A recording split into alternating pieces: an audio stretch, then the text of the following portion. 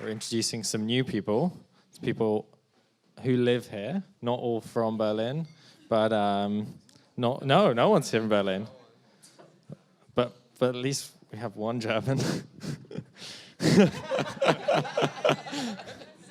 So, well, the coffee scene is international. That's inherent in what we do.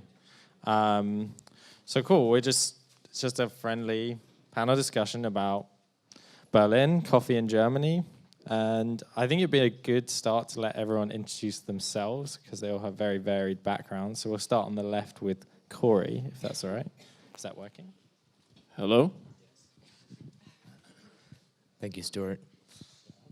My name is Corey Andreen, and I do various things with coffee around Berlin and elsewhere. It's always a bit hard to describe and weird. My tax accountant just says I'm a barista, and I'm happy with that. But I do everything from helping with sourcing, quality control, water, filtration. I have a drinks company that makes ready-to-drink coffee, and we brew beer. And I'm a Sagittarius, and I play the guitar. My name's Chris. I'm the head of Five Elephant with my wife, Sophie. And yeah, I'm also oversee not the baking part, but the two cafes and our roastery, and also green sourcing.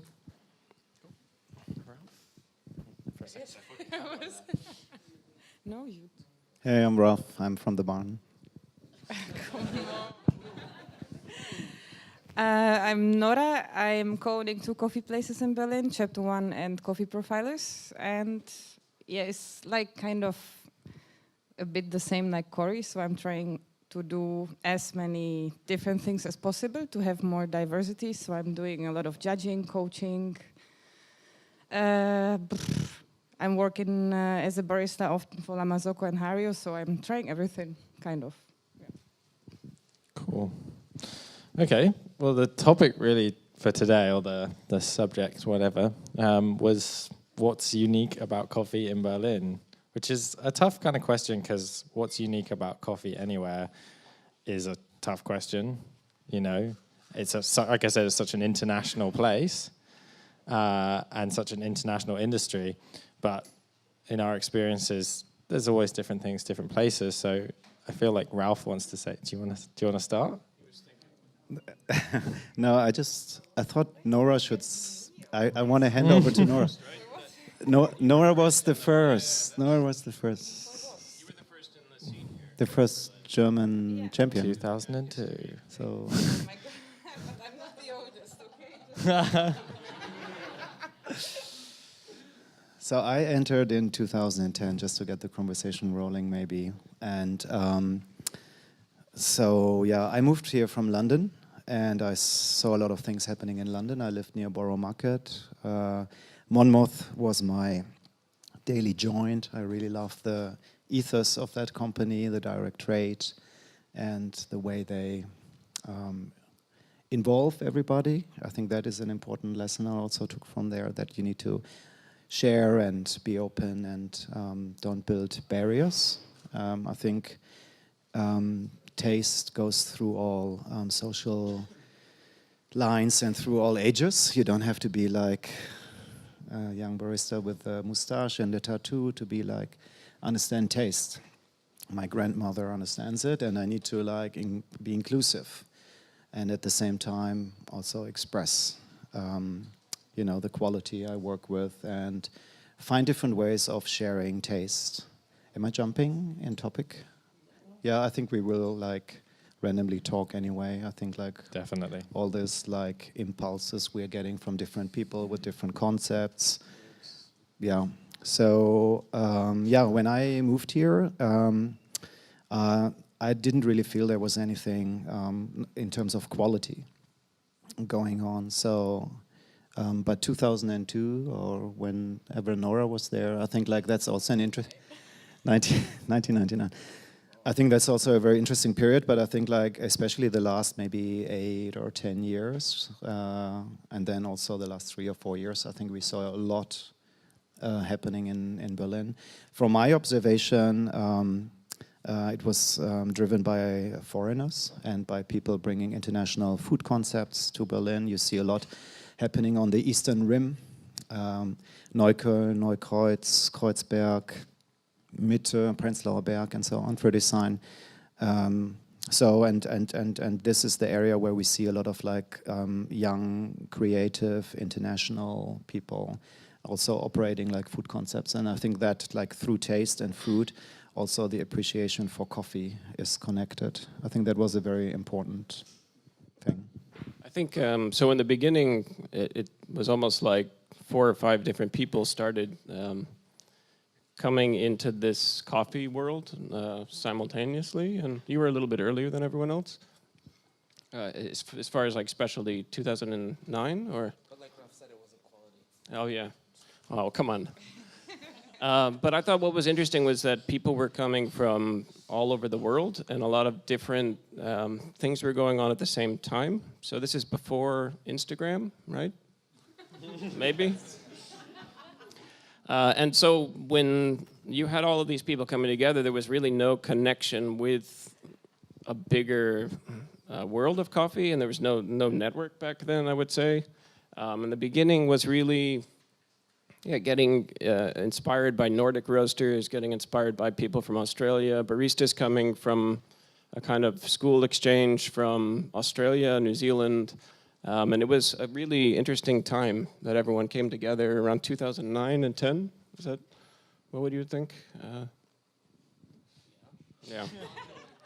Yeah, I mean, it's still ongoing, but I think that what was interesting about Berlin was that everybody was coming from completely different places. Instead of like Oslo or even London, you had a much more diverse group of people, I think, coming into Berlin around that time. But maybe you guys think differently. Well, that touches on what's always struck me about the way coffee developed in Berlin, as opposed to, you know, what things that I saw happening in the States or in London, where it was generally driven by one roaster. So you have Square Mile or Stumptown or Intelligentsia, who start roasting coffee a certain way in a city, and other shops start popping up using coffee from that roaster. And so it was always, you know, even as coffee would start to spread in an urban area, it was usually just the same kind of coffee from the same roaster. Whereas Berlin was the first place I saw where, for years, every shop that popped up was intent on carving out its own thing. Everyone was doing something slightly different. And what's also interesting is that hasn't necessarily changed so much. There's still a lot of shops opening every year who are still trying to find something they can offer the city that isn't being offered by anyone else, as far as coffee goes. And also I think also the amount of money that went into, because Berlin has a certain socioeconomic situation, and maybe it's changing quite quickly now, but back then, I mean, I probably shouldn't say this, we pay about 800 euros a month for our rent in our store. That's not normal. I think in the capital city of any economy, like as big as Germany, this is very low. But no, but this was, I don't know, we were in the middle of nowhere, but I think also the rents were very low back then. You had a lot of people that could come and experiment and build their own shops and carve out something that was interesting without having to have a lot of money behind it, like most of us, I think, did. Yeah, I think, like, compared to London, we also don't have 1 million people passing our shop in a day. So, you know, even the areas that appear like busy today, maybe tomorrow, there's like no one walking there, because it's very driven, it's very spread out. It's much larger than London in terms of square miles. So I think like planning a shop is also very difficult. So I would argue more that the reason why we have such multi-roasting and international like roast concepts in Berlin is because most of the shops I know are run by foreigners that are bringing something from their own country to Berlin. This makes it really interesting. We're still waiting for a lot more Germans to open coffee shops. I think this is exactly the special thing on Berlin, because everything in Berlin is run by foreigners, kind of. and the town is known for having a high fluctuation of people. So people are moving here, and then after a couple of years, they are moving away, and there are not so many Germans. It's not a German city, kind of. I think this is what. Sorry, I think this is what's also changing quite quickly. I mean, in the beginning. Sorry, shall I not take it? Take it. In the beginning, I think we were struggling to find any German staff. I think we all maybe not all. It took some years. It was maybe 3 or 4 years before we started getting very experienced baristas coming in, except for maybe Oliver Schermer. I don't know. He was kind of the first guy I knew who said, "Hey, do you check your electric conductivity in your water?" And this was like 2011. So I think that there was this shift, I think, that happened in the last maybe 3 or 4 years where it's coming, I think, that people are starting to change and the market is changing. I have a specific question for each and every one of you, if that's okay. It's not a tough question. So when you moved to the city, did you move for coffee specifically? No. No, when I moved here, I stopped drinking coffee because it was impossible to find a good cup of coffee anywhere. So I started drinking mint tea. It was awful.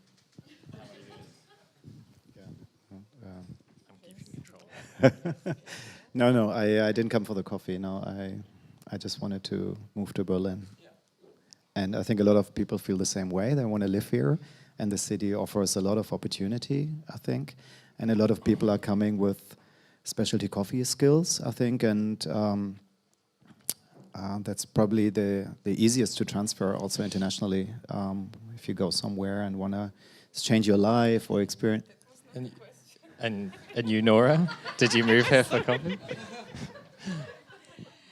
I am going somewhere with this. I never wanted to move to Germany. Okay. And then Berlin was kind of the best choice. Right. But it was not my decision, so yeah. But you take what you get. It's kind of, maybe this is just my perspective, and this is kind of why I'm putting it out there for you guys. But I think it's true of most baristas. I think it's true of most baristas. I mean, how many of you live in Berlin and work in Berlin? And how many of you are from Berlin? Yeah. So it's very few.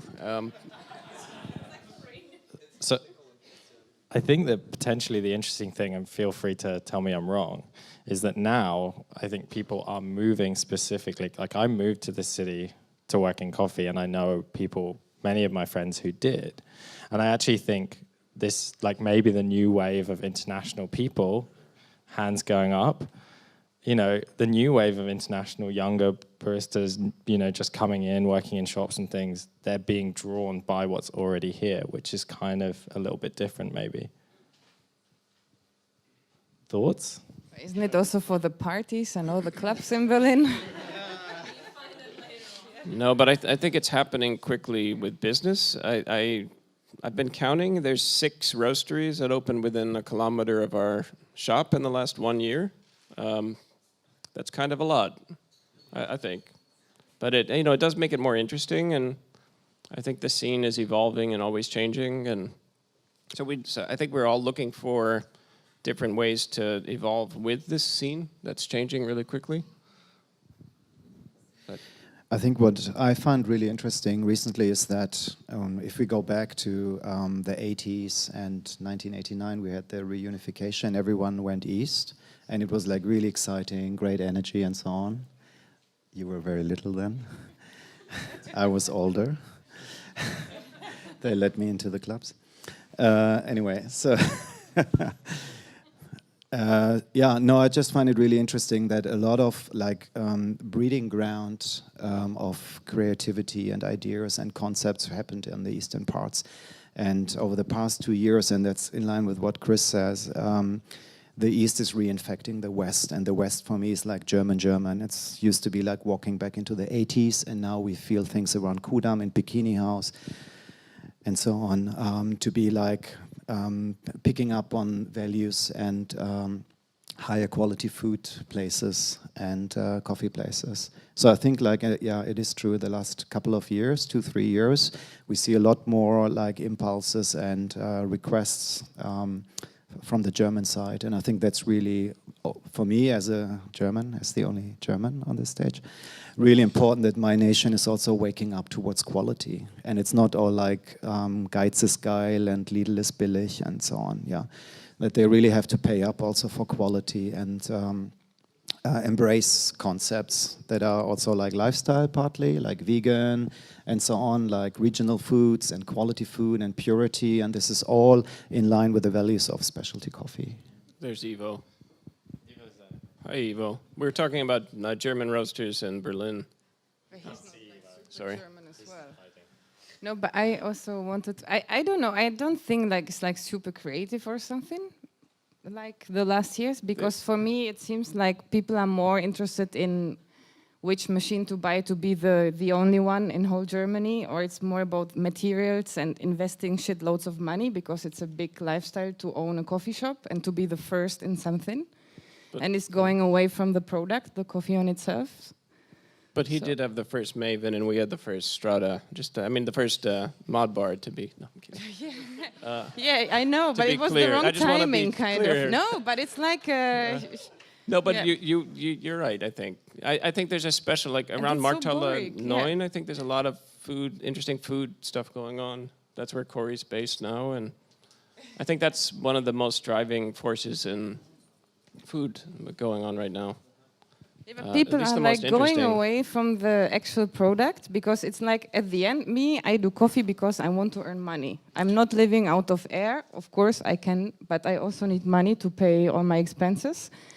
So I try to focus on the customers. So Because the customer is still, in our heads, they are very like, we wish they would understand coffee, but most of the people, they don't do. So we wish it's gonna be like, a person who's buying wine, maybe they are already ready to buy a more expensive wine or like a special wine, or they even go to the, how you call, Winzer? Vineyard, yeah. And they know about the processing and everything, but most of the people, they just pretend to know. They are just like, it's funny, they are talking to me, they tell me this nice story, I get this card, and I can post it on Instagram, and that's it. Do you think that the German market isn't responding to specialty, or you see it getting better and better? I think it's in the whole Europe like this. The people Yeah. are not ready to understand coffee like we wish them to understand it. Because they kind of understand wine a bit and beers, but coffee is like, it's still for them is something you need to get power or to wake up. Right. Well, it's still seen as a staple, which is the big problem. Is it's seen? People look at what it costs more than whether they look at whether it's going to be good or not. It has latte art on And the top. yeah. But this is people see the things that we've been working on for all these years. The majority of the population still sees it as fancy coffee, something that's really excessive and unnecessarily so. Because at the end of the day, its only job is to, like you said, fuel you through whatever it is you do. And that's still a huge challenge, is that people see coffee prices in our shops and they think, oh, well, they're really making a lot of money. All that money is going straight into their pockets. And they have no concept of the fact that when they buy coffee in the supermarket, it's because it's essentially subsidized by dirt poor people in developing countries who are working 12 hours a day, 7 days a week. And what we're doing is trying to actually, not depend on that so much. Yeah, but the Germans really like those emotional stories. If I drink a cup, one farmer will get like half a cent for going to school or something. This works very well in Germany. Do you tell people that? Of course. I do think it's changing though in the last maybe I was gonna say like 2 years, year and a half.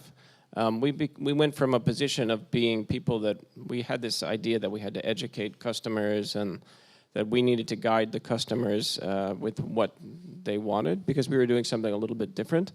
But now I feel like we're more responding to what the customers are wanting and adapting a little bit, and also they're educating us. And I think that's a way to be a little bit more agile as our business grows and as the scene develops.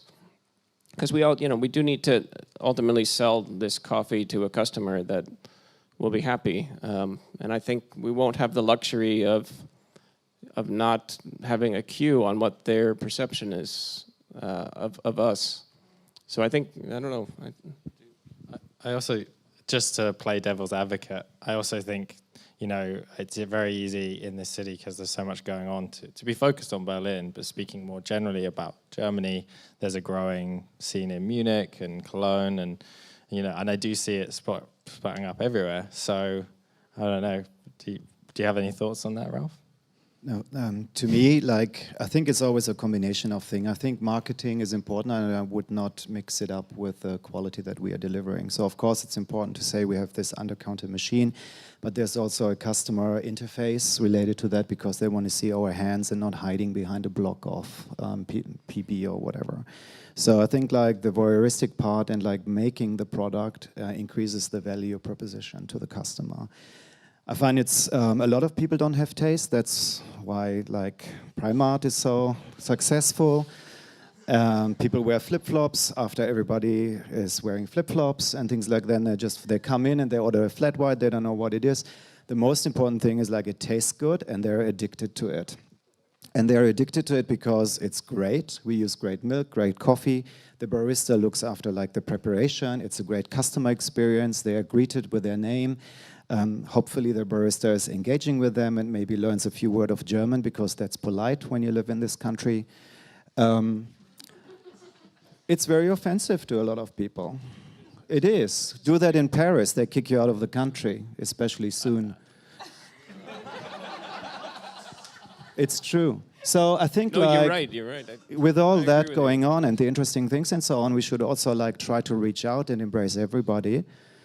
And if we want to make more business and open more shops in Berlin that are successful, we should also address the locals.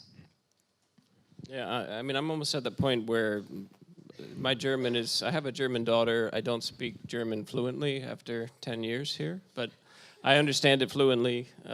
I admit it. I mean, it's fine. I think this city is also at the point where we need to really present our what we do in German, I think, as a first course. So we're trying to do this in our shops and be able to have a general conversation in German. I think that's really important. Do you have something to say, Corey? I think it's what Ralph said before is something that is quite interesting, and the whole idea of increasing the value proposition by changing the customer experience in a kind of visual, visceral way in the shop. And I wonder if that actually helping the need to convince people to fundamentally pay more for coffee because it's too cheap, or is it in a way kind of treating the symptom?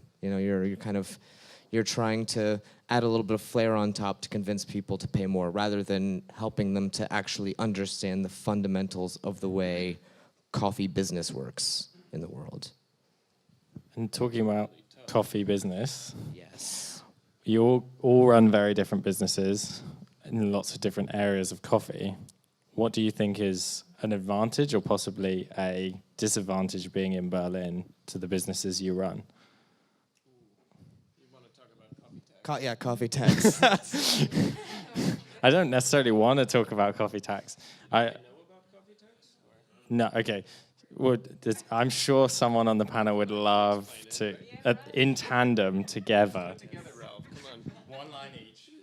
€2 and 19 cents a kilo. Double that for instant, Chris. Double that when you do instant coffee, and so we pay a tax on coffee when we roast it, and we pay a tax on the weight of the beans after the moisture is evaporated out from roasting, and it's pretty well regulated down to the gram.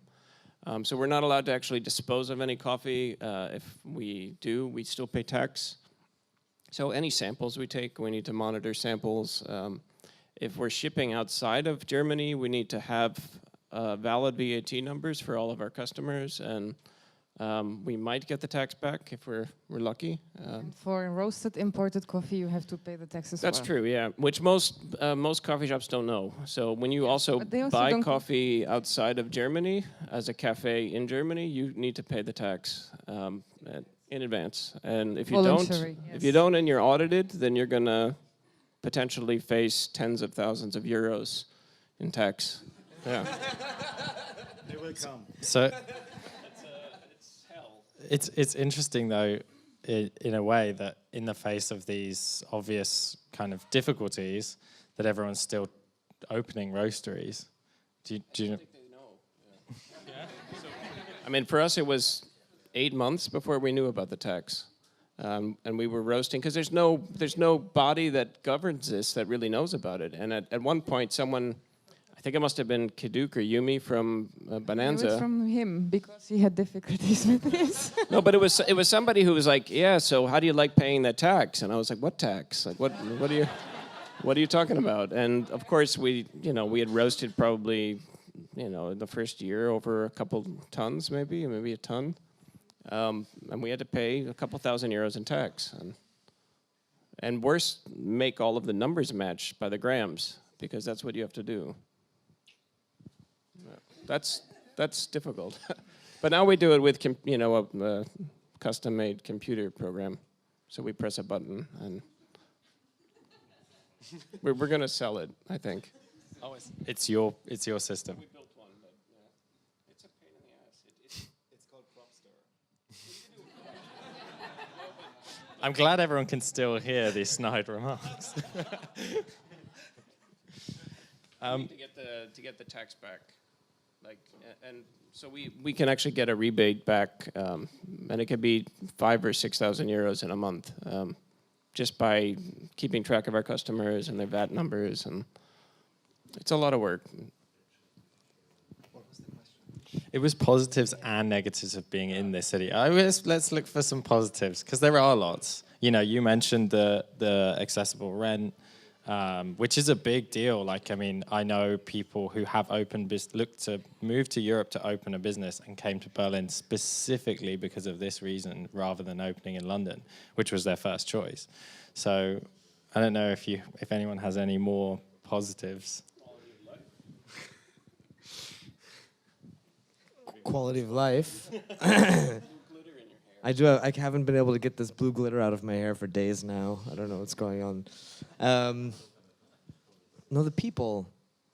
Big positive. Berlin is really cool for the people, and there's always, the the way the community comes together has changed over the years. There've been some ups and downs, but it's always there. It's and I don't know. That's something that's always nice, and I don't get a chance often enough. But every now and then, I like to ride around and visit like 4 or 5 shops in a day, and it's always a great day. I think that's really the people and the community. I think Berlin is very specific about, we have a lot of hoppers visiting coffee shops, and I think that also carries our businesses. I think I don't see that in other metropolitan cities so much, that people are really going on a coffee crawl. And I think that, and we have so many international visitors. If you have a town with more than 4 coffee shops, I'm sure you are having like those crawls as well. It's not just Berlin.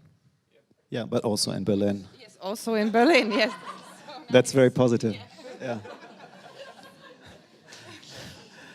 I really, no, for me, certainly, especially moving from London like you did, I felt I felt very claustrophobic, very dense, very everybody was stepping on my toes. I couldn't breathe and couldn't ride a bicycle. I think Berlin offers a great life-work balance. And I think the balance is really important in life. So not working too hard, but also not partying too hard. That's maybe a negative also. I'm surprised you looked at Nora and not the guy with blue glitter in his hair. but what I really like on the Berlin coffee scene is it's something positive now from me. Wow.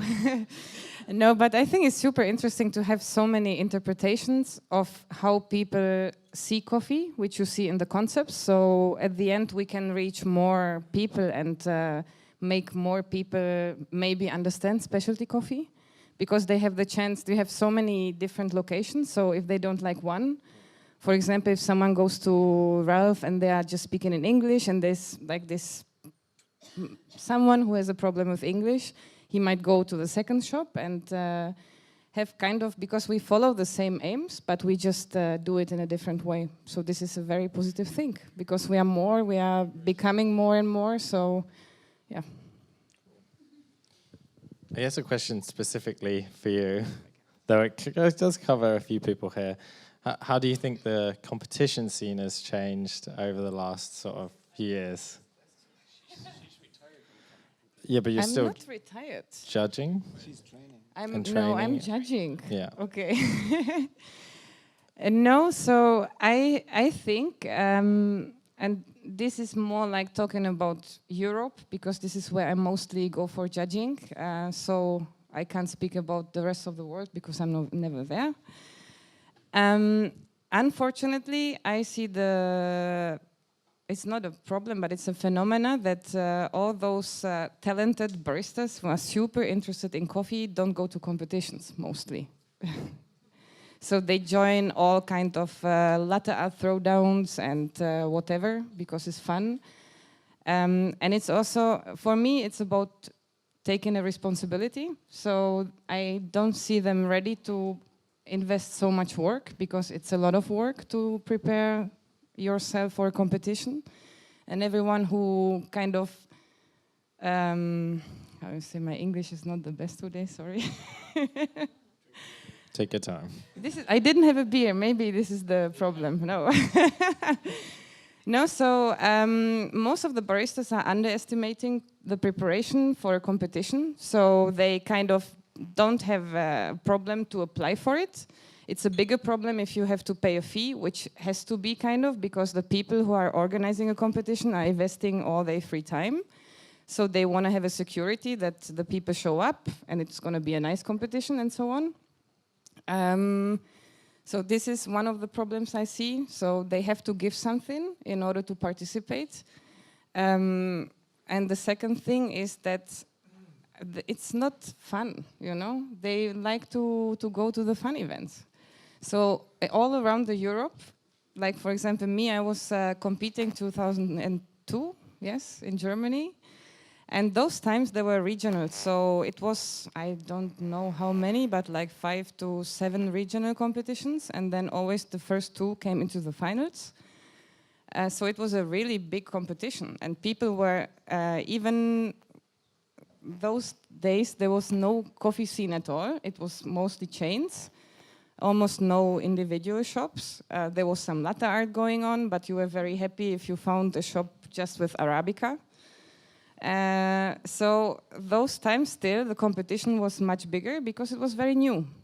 And it was the idea behind the competition when it was founded was to put the whole scene together, to have like a reason why the people who are doing the same all over the world actually have the chance to meet up and to have an exchange. Yes, and then also I think that people, it's like women are not so competitive, like guys a bit sometimes. This is why you have mostly guys in competitions. But you I think judged like our oat milk latte art throwdown. And, You know why I and a did woman it? won from the barn. Yeah. And I went there Suze because I won. was thinking it's nice to socialize within the town. But Because I I often hear I'm traveling so much, I don't socialize here. So yeah. I think the competition scene's evolved like dramatically in the last few years. I mean, I know you've always been having competitors in your shop. You've always been supporting competitors around Europe. And I think it wasn't until 2 years ago, like when Patrick was working for us, we did a lot of like competitions. And I think that's something relatively new for us. But I see a lot of people who want to compete these days. They do. They all like most of our staff competes, and I just quickly. For me, like I see a lot of countries where you have a lot of competition, but the baristas are actually not opening any shops. I think for me, it's much more important that shop owners are training their people well, and then their offspring is opening more shops, and so the specialty coffee scene is spreading. It's much more than having a competition and someone is winning. I don't know. Yes, but also it depends what the baristas want to do, you know, because a competition, like me, I got into the specialty coffee through the competitions because I didn't have any idea about coffee. I was thinking, someone was saying, yeah, maybe you should go for competition because you are pretty good in latte art. So I went there. I was not expecting anything. I didn't have a name. And then I had to represent Germany in Norway, and I was in a shock because I was thinking, where did I end up? And then, yeah, I neglected. We've got very like in our bubble, and apparently we should be speaking to the audience about their questions. So, does anyone in the audience have any questions for the panel? We got one at the back.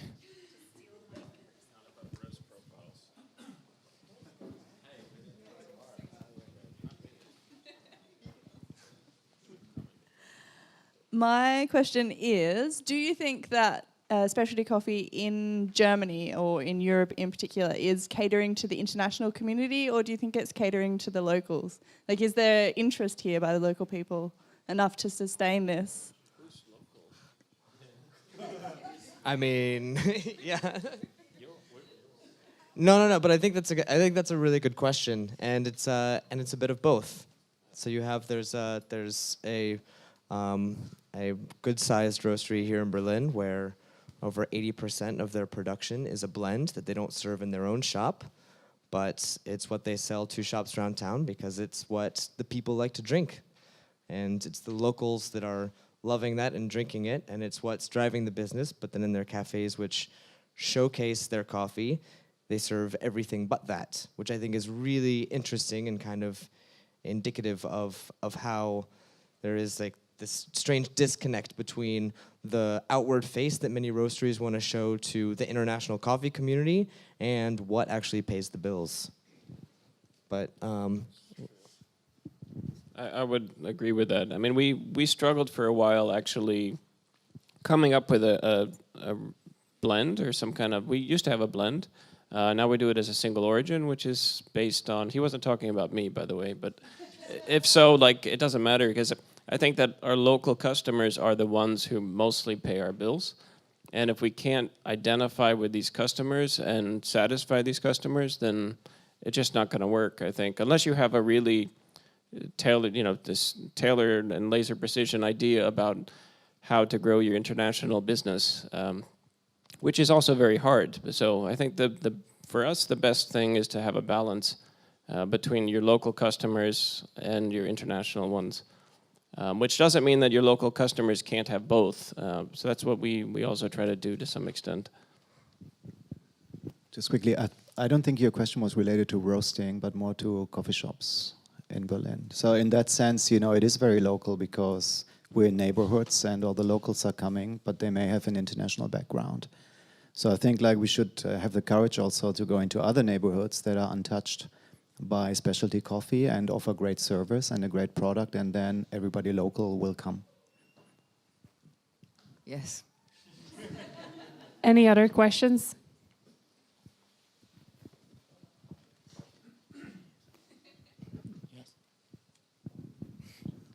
Okay. Hi. I'm from Slovakia, and we really are now struggling with having good baristas because good and passionate baristas are taken or ran away from the country.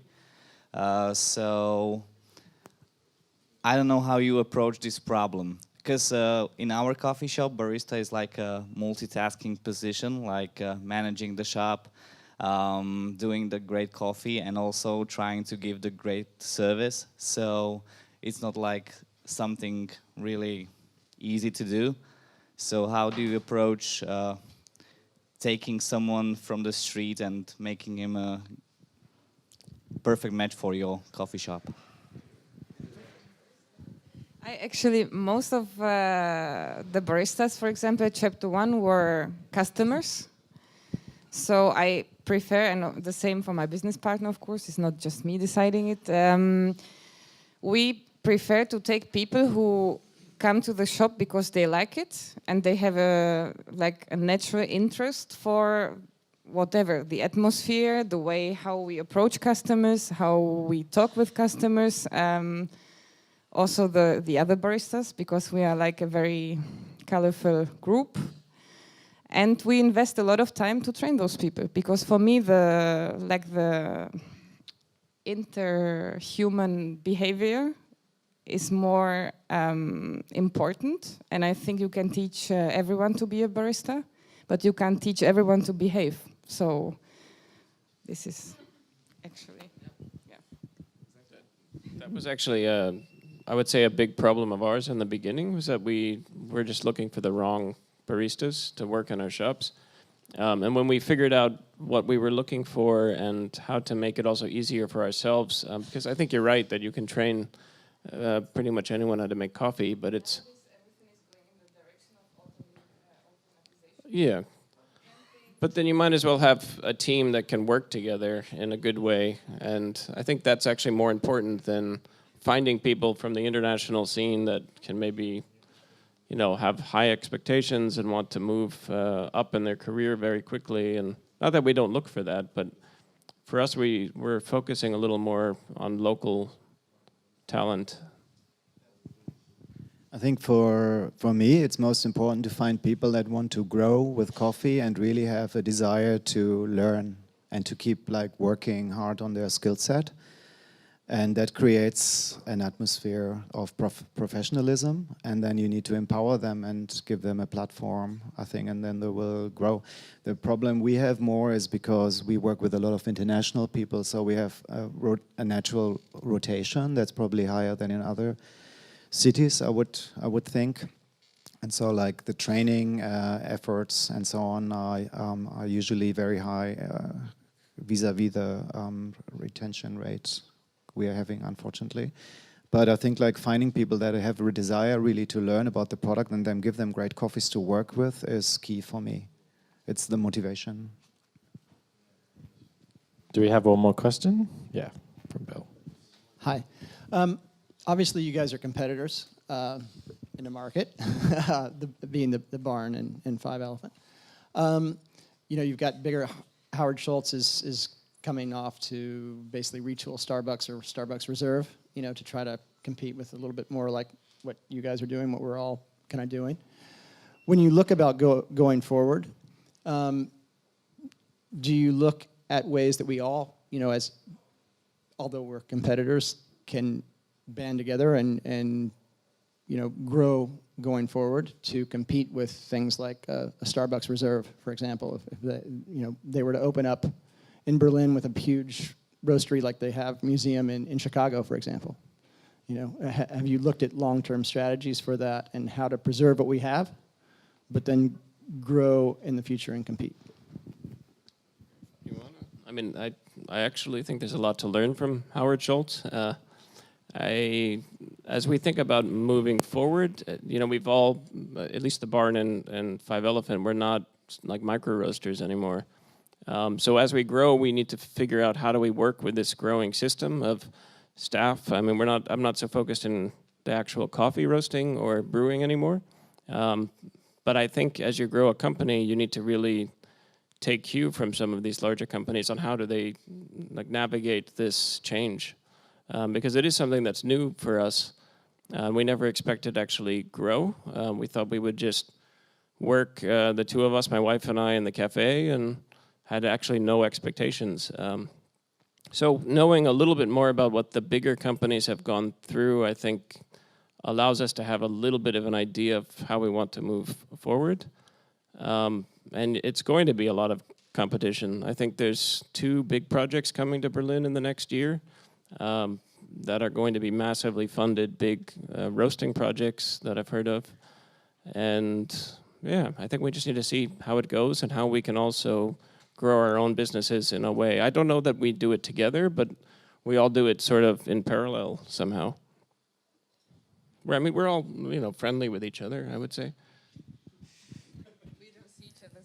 Yeah, no, that's actually true. Yeah, we never see each other. So it's, but like for me, it's very different. I never looked at the market. I always focused on the product and make it better and better. And I think that's the only sustainable business model you can run.